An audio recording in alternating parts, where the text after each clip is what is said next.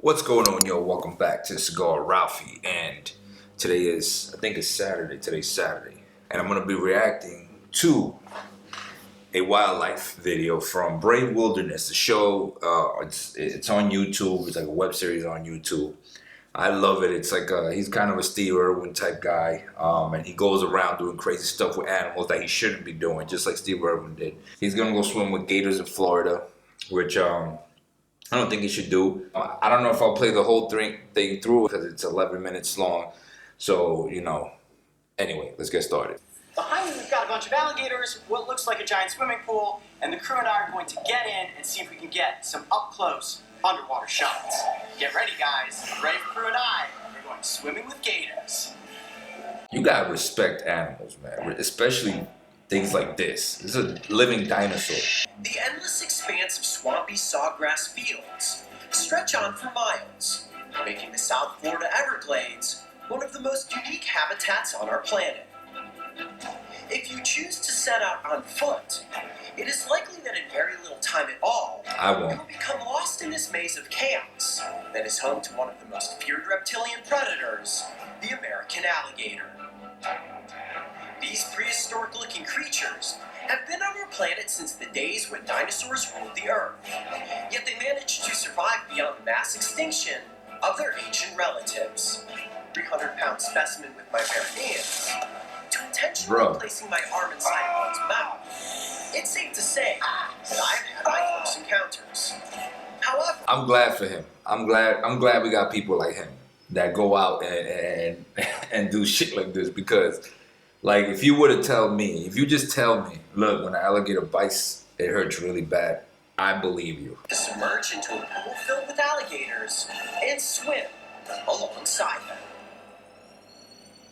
A wildlife sanctuary that is home to a number of intimidating alligators. In order to capture this episode on camera, we will be working under the guidance and expertise of Chris Gillette. For well over a decade, Chris has been working with animals of all shapes and sizes, yet he specializes in crocodilians. He also happens to be close friends with Brave Wilderness wildlife biologist Mario Aldecano. Okay, now for me, and of course for you, Mark, this is the first time we will ever swim with alligators, but Mario and Chris have an incredible amount of experience. They've been swimming with alligators and crocodiles for several years. Now, we know, is it safe to get in the water? Safe enough. Safe enough, says Chris, who swims with alligators. Nah, hell no. Also recently captured on camera. So I'm sure you can understand why I felt that swimming in a pool with them was borderline. Yo, could you imagine? Yet despite my hesitation, Could you imagine falling in there, just in the middle of all that? Like, what would go through your fucking head? Like, you fall in there. I'll tell you what, they'll have a really bad time. I mean, there'll be shit everywhere. Oh my God. I fully trust Chris and Mario. So we geared up in our wetsuits, powered on our GoPros, and prepared to enter into the realm of gators. Oh my God. Yo. All right, here we go.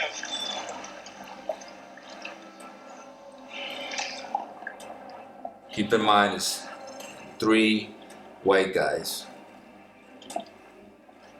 You know I love you, white people. Good. Good so far, right? Yes. So, now the play is to get some more of the alligators into the water, right? That's right.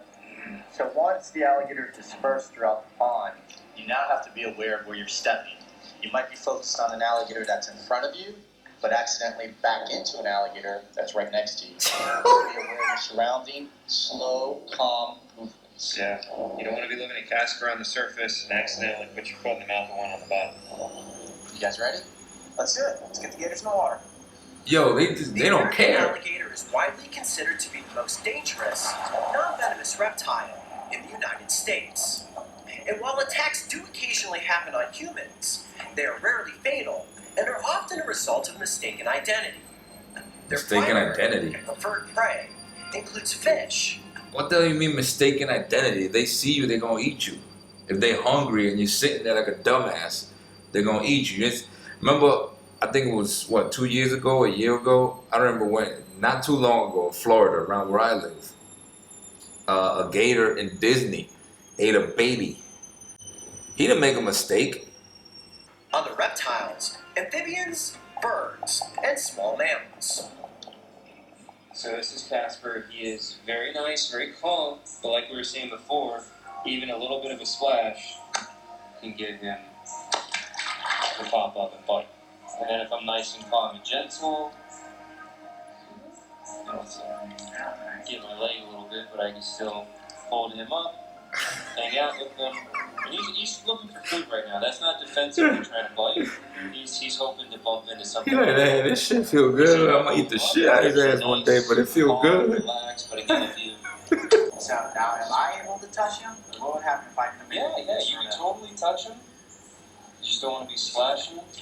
And when you look at the side of the face, those little black dots, the integumentary sensory organs, that's what's super sensitive to movement, to sensation. So if you touch those little black dots... That's lucky. That big snout swinging around at you. Yeah, you say, alright. You made contact. He look like high as hell.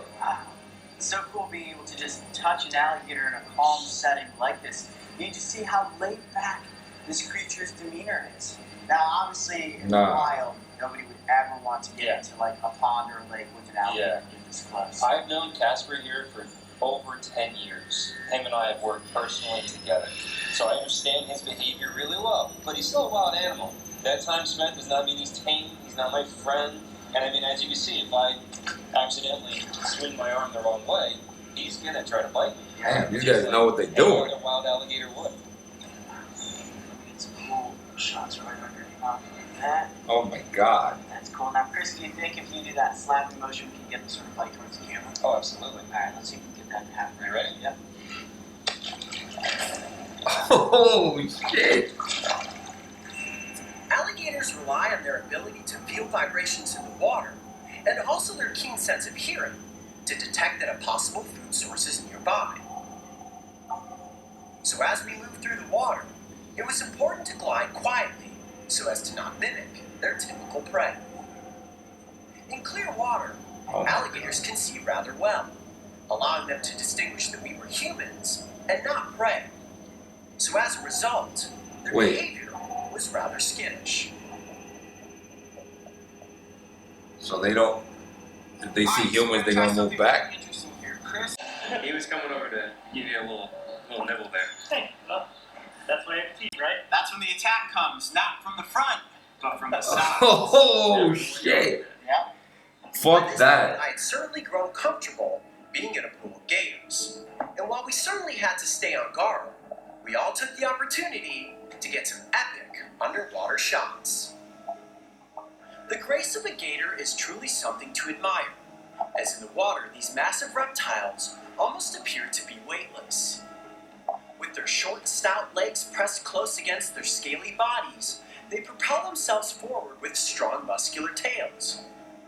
From beneath the surface, it's easy to see how these apex predators are capable of silently moving in on any unsuspecting prey item. Alright guys, look man, I had to cut it short and just jump to certain parts because it was fairly long and I didn't want to go too long in the video. But look, I'm gonna tell you a story, man. First of all, this is kind of crazy. Thank God we got these guys because I'm not swimming with gators. I'm just not doing it. But let me stop lying to you because when I was in film school, I did do a documentary on Gatorland, and that's what we chose. We chose Gatorland. We went and spoke to Gatorland and said for our we had to do a final project, and it had to be a documentary. So we did a documentary on Gatorland. Me and the team, we went out. That was like 4 years ago. We went out to Gatorland, and they put us in there. We didn't go in the water because I'm not going in the water, but I did have my camera right in front of Chester, which is the biggest gator that they have. He's about 14, 16 feet gator. I mean, it's massive. This thing looks like a dinosaur, son. And I had my camera right by his mouth, like right there. And the guy who's in charge of touring us, he thought it'd be funny to lock me in there. So while I had my camera there and I'm filming him, he leaves the enclosure, closes the door, and everybody's watching me from the outside, from the safety of the glass. And I'm inside there with Chester. And I'm like, I don't even want to move. I'm just like, yo, and I'm looking around like there is nowhere for me to run if this thing comes after me. Thank God there's white people in the world to do this for us, so we can learn more about animals and learn about nature. One day, I'm sure we'll have a black Steve Irwin or whatever his name was, or maybe a Hispanic one. I don't know. That just goes around and lets animals bite him. This dude lets animals bite him. He got my favorite episode from him, and go check out that channel because it's awesome. Brave Wilderness is he got bit by a centipede, like this giant desert. I mean, this thing was like disgusting big. A centipede like this thick, and he just let him bite him, and he was passing out. It was a 2-part episode. Now he was trying to suck the venom out with a venom thing, and it was just crazy. And don't forget to like and subscribe. Follow me on social media, and I'll see you on the next smoke whenever I get my hands on some cigars again.